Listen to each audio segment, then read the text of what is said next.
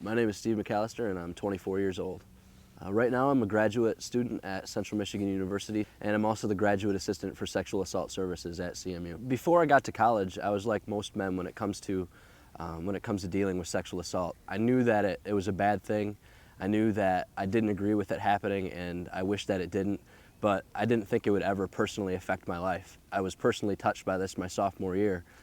When my girlfriend told me that she had been raped her freshman year. I didn't feel like there was enough education for men to let them know what they can do to help stop sexual assault from happening and to help people that they love who have experienced it. A lot of times on college campuses especially, it's swept under the rug because universities don't want to get a reputation that sexual assault is a problem on their campus, when in reality all campuses are pretty much alike when it comes to sexual assault. It's a big problem everywhere. We want to believe that we live in a just world where bad things don't happen to good people. We don't want to believe that it can happen to our sisters. We don't want to believe that it can happen to us.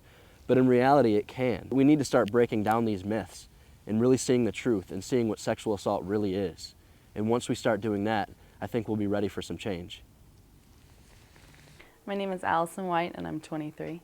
I attended the University of Florida in Gainesville.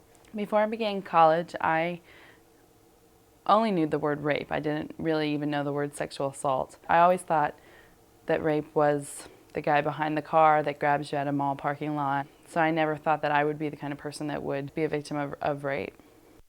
My name is Corey Pianovi and I'm a nursing student at Columbia University in New York City.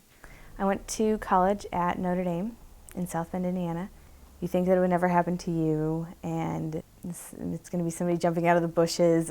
I certainly thought it was nothing that would ever happen at the school that I was at, because it seemed like such a protected environment.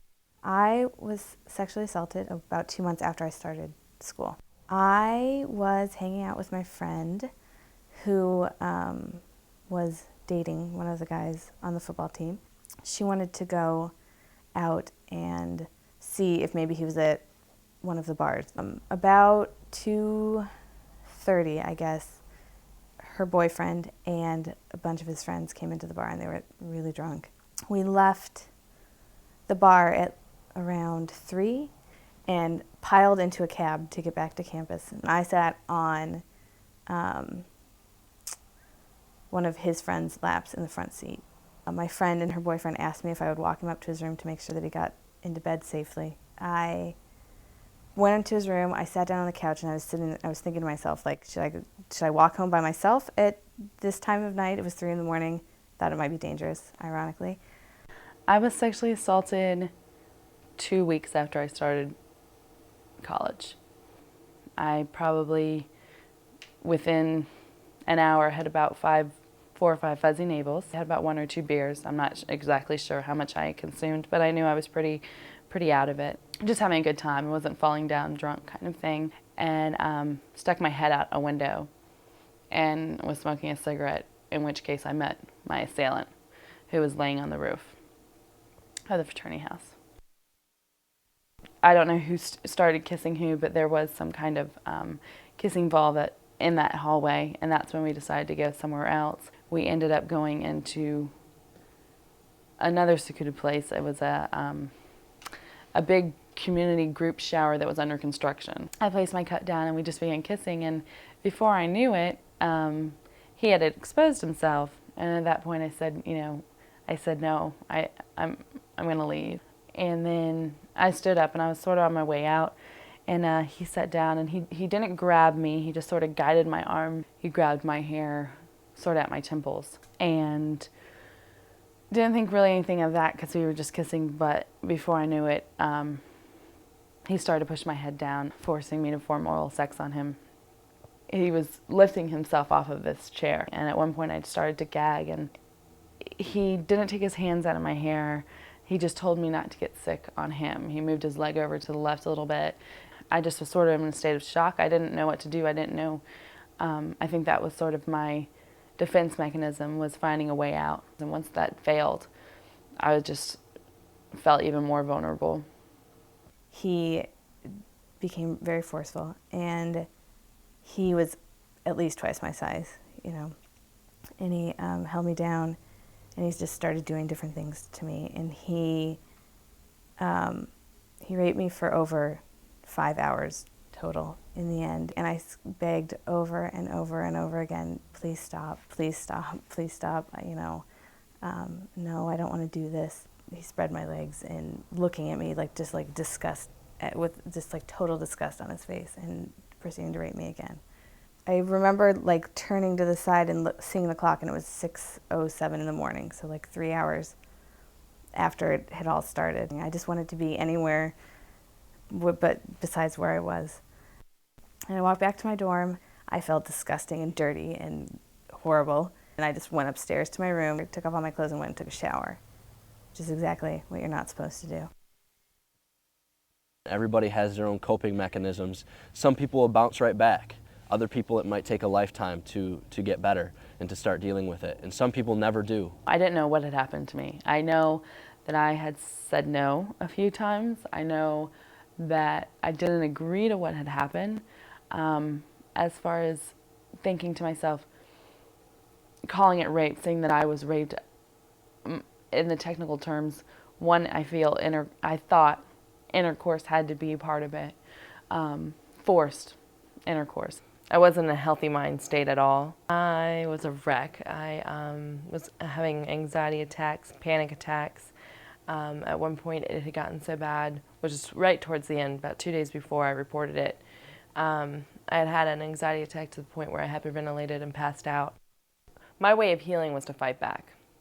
And so I would do presentations and do things to help other victims, to let them know that they're not alone. I didn't tell anyone for like a week. I just didn't even feel like alive. I felt like I was living inside of this shell, and I was walking around like a zombie around campus when I went outside. I didn't want to say that I had been raped. I mean, I wouldn't call it rape to myself. And I just kept crying. I said no, I said no, I said no. I'm scared that I'm pregnant. Some friends took me to go get a pregnancy test, which came back negative, thankfully. My name's Joe Kelly. I'm one of the registered nurses here in the emergency department. But the first thing we like to do, as long as the victim is stable, is collect the evidence, because there's a 72-hour window for evidence collection. We also offer emergency contraceptive for the victim. This again has to be given within 72 hours of the assault.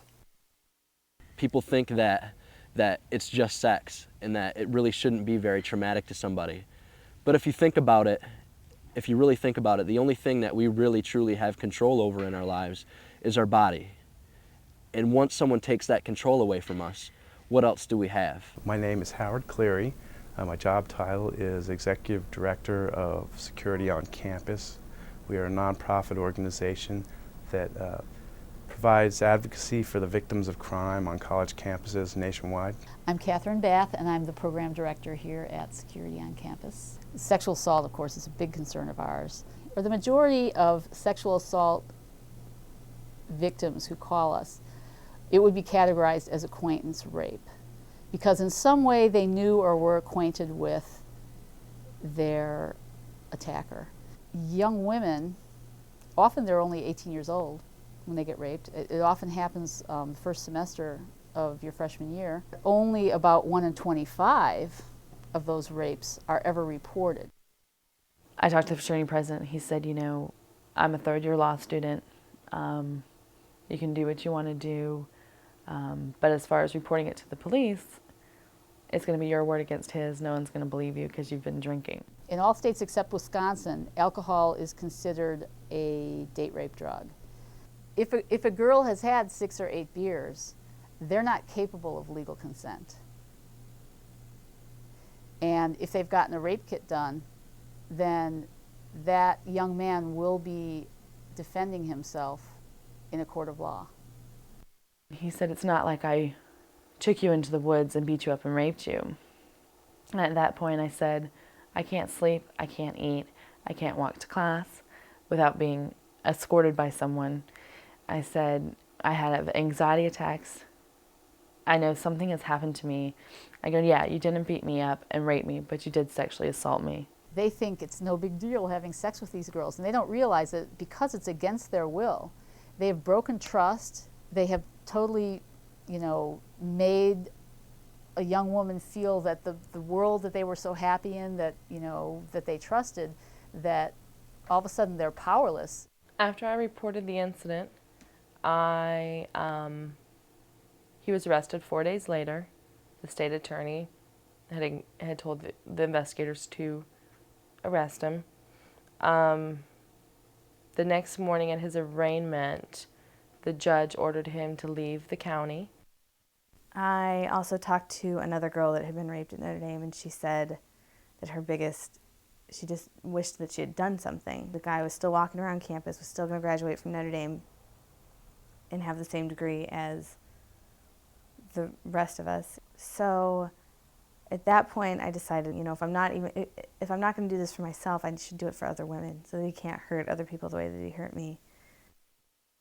The hearing was on December 11th, exactly 2 months after it happened. He tried to deny what had happened, but when they asked him, did you hear her say no? He said, yes, I heard her say no, but I did it anyway. And then everyone kind of did a double take because didn't expect him to answer honestly, because that's the definition of rape, On February 11th, they called me and they told me that he was expelled and he was never welcome on campus ever again, and that if he did come back to campus, he would be arrested for trespassing. And so he was gone. Even if a man hasn't been abused himself, he knows more than 4 women. He has more than 4 women that are close to him, that he cares about, and people can't tell me that if 1 out of every 4 women in your life is sexually assaulted, that doesn't affect your life. It does. It's something that affects everybody. Had it not happened, I don't think I would have, 1, realized how vulnerable I could be. 2, I would not have realized how many women are affected by this, how often it happens, and it's given me direction. I mean, my livelihood, what I want to base my life on and my career-wise, is helping other victims of crime deal with a legal battle that they have to face, because that's the biggest part of this, I think, in the terms of how you're going to deal with it emotionally, is how you're made to feel. Some days it's still really hard, and I'll have breakdowns, and I just feel like, why do I have to see the world through these lenses? You know what I mean? That this is my view on the world, and it really affects me every day. And I wish some days that for 5 minutes it could not be part of my life, and I sort of just have to realize that it will be part of my life for the rest of my life, and there's nothing, I can't do anything about it. The Corey that existed before I was raped is not, of course it's still part of me, but it's I'll never be able to be that same person again. This is me, it is part of me. It's part of my everyday life. I still remember the day, but now my anniversaries of the incident are days that I totally pamper myself and do something really fun, and it's more a celebration, almost like a second birthday in my life. So I definitely think I've come a long way, and I definitely don't feel depressed at all about it anymore, because it doesn't control me. There are 4 guys including myself, that walked across the country last summer, in the summer of 2001. We really felt that doing this walk would really bring some attention to the issue nationally. When you see 4 guys walk through downtown with a backpack on and pushing a baby stroller with a 70-pound pack on it, it's going to get attention, and people are going to want to know what you're doing. I think, of course, that men need to be involved in sexual assault awareness and issues, and all of that. And I think when men are involved in it, it also helps the victims, the ones that don't want to come forward or anything like that, to know that there are good guys out there and not to be afraid. And I think coming forward brings attention to the problem that exists. It allows a lot of discussion and a lot of change to start to take place. I think keeping things quiet and keeping things secret does the exact opposite.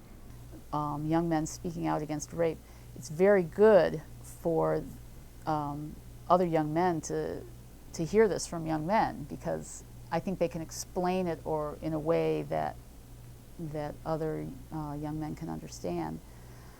You know, not all young men are guilty of this kind of behavior. It's not a male bashing thing. You know, men don't want to see the women in their lives be hurt. Men are very likely to know somebody that has been raped. If you know someone who has been assaulted or know someone who knows someone, be that support network, because we can't do it alone. Survivors can't do it alone. You need someone to pick you up sometimes.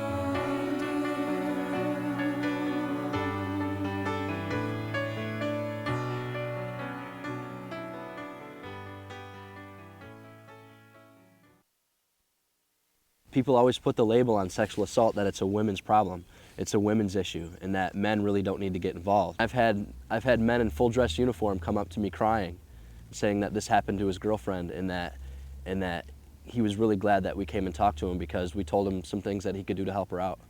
So there are men out there that care. We just need to reach out to them. One day it might happen where my sister is involved in something, and you're there and you can stop it. And I hope that you will, because I would do the same thing for you.